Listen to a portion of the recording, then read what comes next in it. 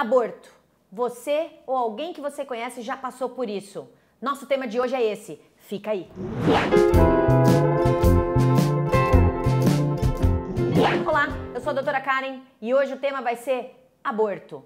Não é um tema muito alegre, não é um tema feliz de jeito nenhum, mas é um tema comum. O ser humano nunca foi muito bom para a reprodução e apesar disso a gente está populando o mundo inteiro. Por que eu digo isso? Porque já para reproduzir, então quando eu estou ovulando, transo hoje, tenho 25% de chance de gravidez.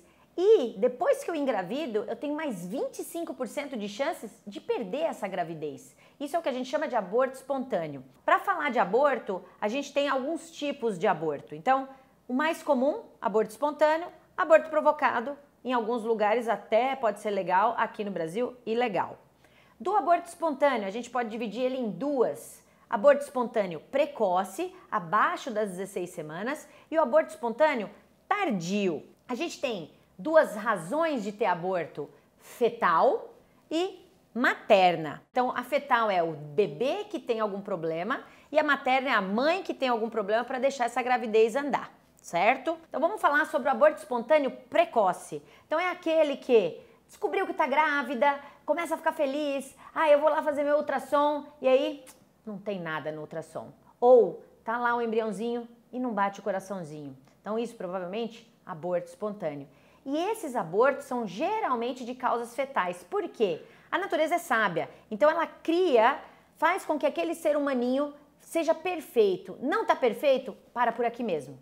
Porque assim você não passa por todas as mudanças e tudo mais. Por isso que muitas vezes as pessoas elas escondem um tempo para falar que estão grávidas. Por quê? Porque tem esse medo. Nós médicos, a gente já passou isso várias vezes, onde a gente vai de 100 a 0 em 1 minuto. Começa a fazer ultrassom, não tá legal esse ultrassom.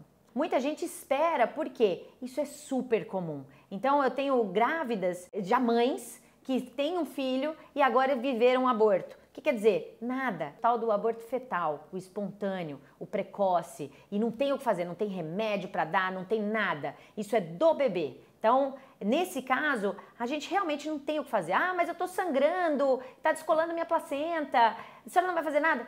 Não tem o que fazer, porque o nenê tem que dar conta de passar essa fase. Uma vez que ele passa essa fase, aí sim, aí a gente começa a poder mexer, que é o tal do aborto tardio.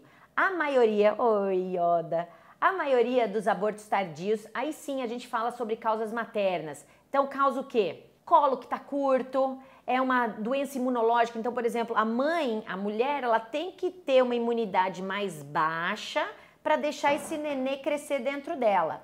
Se a imunidade não abaixa, ela acha que aquilo não é dela e aí começa a atacar, que é a tal da causa imunológica para o aborto. Então, isso é uma causa materna e é da mãe, não tem jeito, ela não deixa. Estão fazendo bagunça, né?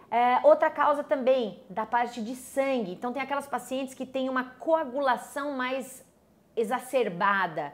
Então, a hora que eu preciso que esse sangue fique mais ralo, para ele poder passar pela placenta e alimentar esse baby, esse sangue começa a coagular e fecha a placentinha do baby, fazendo com que ele não se alimente mais. Aborto tardio também. Então, os abortos mais tarde, dos fetinhos maiores, geralmente são de causas maternas. Aborto mais espontâneo, mais do comecinho, causas mais fetais. O que fazer no caso desse? Como é que a gente determina que vai ter o aborto ou que tem algum problema? Aí vem a parte chata. A medicina, ela não sabe dizer antes de acontecer o aborto se ele realmente vai acontecer ou não. Principalmente quando você está grávida pela primeira vez. Por quê? Para eu dizer que você tem um problema de aborto habitual, ou seja, você sempre está abortando, eu preciso que você aborte pelo menos 2 vezes. Tem livro que fala 3 vezes. Então eu preciso que você passe por um aborto 3 vezes para começar a olhar. Hoje em dia a gente não deixa esse tanto tempo, então a partir do 2º aborto a gente já começa a investigar para ver se é mais causa fetal, se é causa materna, genética, colo curto, progesterona que está de menos. Então tem N causas para a gente poder falar desses abortos habituais. Um aborto numa vida inteira, considero normal. 2, vou investigar. Certo? Antes de passar para a próxima fase, se você está achando interessante, dá o seu joinha, se inscreve no meu canal, ativa o sininho, aquelas coisinhas que eu adoro falar.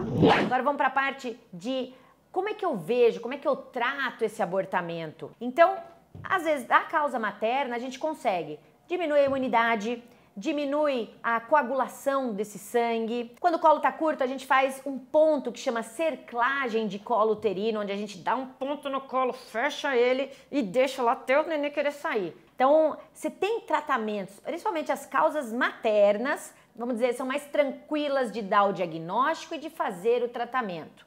Não são tratamentos às vezes fáceis, então tem tratamento, por exemplo, que a grávida tem que tomar 2, 3 injeções por dia na barriga, porque precisa diminuir essa coagulação. Tem paciente que tem até às vezes fazer transfusão, tem tratamentos onde a gente transfunde o sangue do bebê. Então a mãe está atacando o sangue do bebê, porque ela é negativa e o nenê é positivo, então é o tal da eritroblastose fetal, e a gente tem que ir lá e começar a fazer a transfusão desse nenê antes, porque isso pode virar um aborto tardio.